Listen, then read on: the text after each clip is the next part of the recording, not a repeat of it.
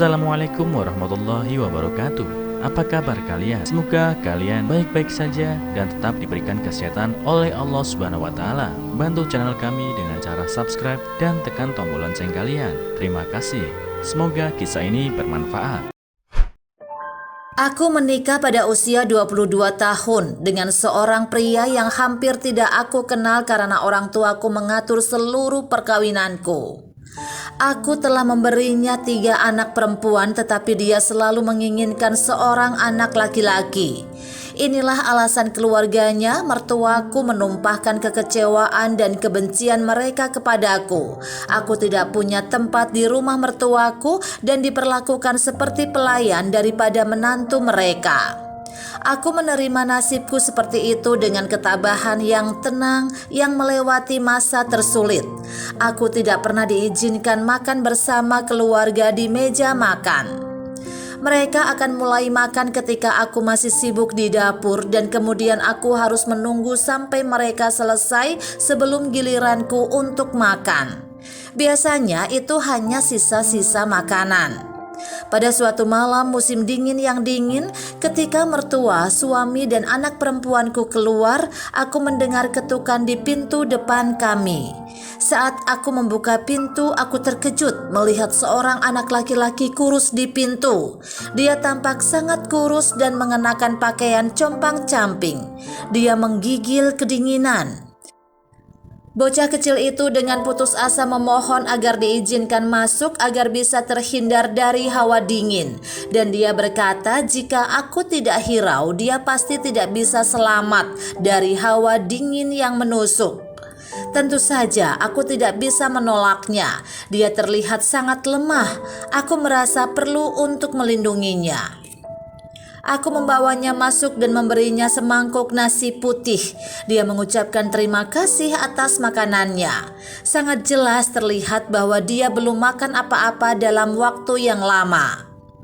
Dia kemudian memintaku untuk tinggal bersamaku untuk selamanya. Tetapi melihat statusku dalam keluarga, suamiku dan keluarganya pasti tidak akan pernah menerima keputusan itu.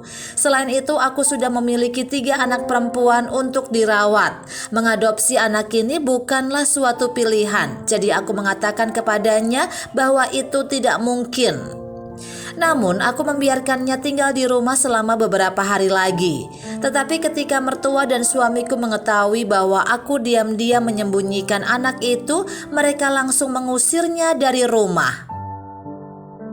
Aku memanggilnya pangsit karena lesung pipinya yang samar di pipinya ketika dia tersenyum. Aku mencari-cari selimut yang sudah tidak dipakai anak gadisku dan memberikannya kepada anak itu.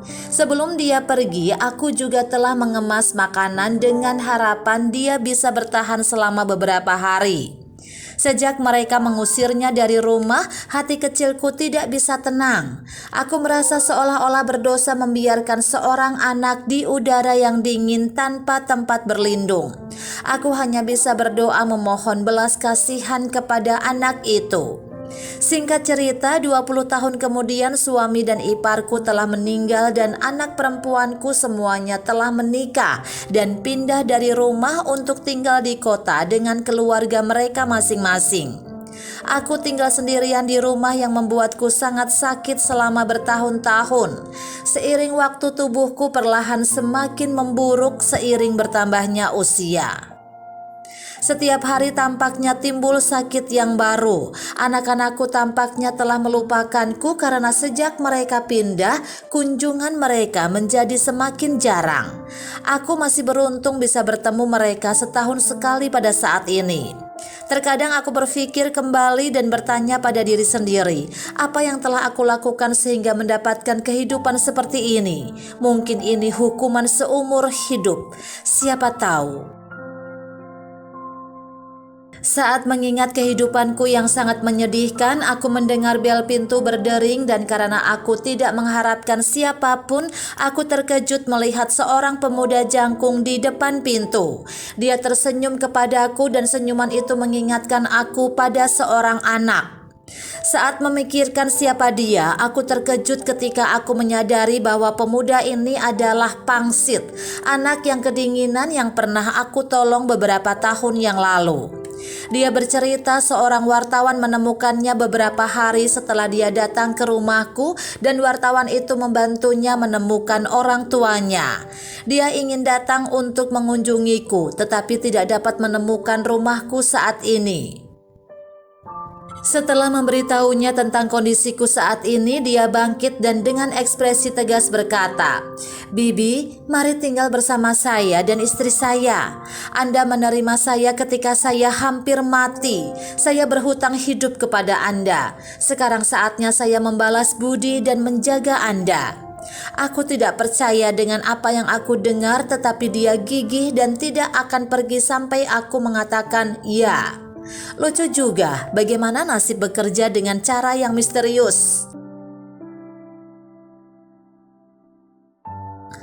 Namun demikian, aku berterima kasih atas pengaturan Tuhan dan kini aku tidak akan sendirian lagi.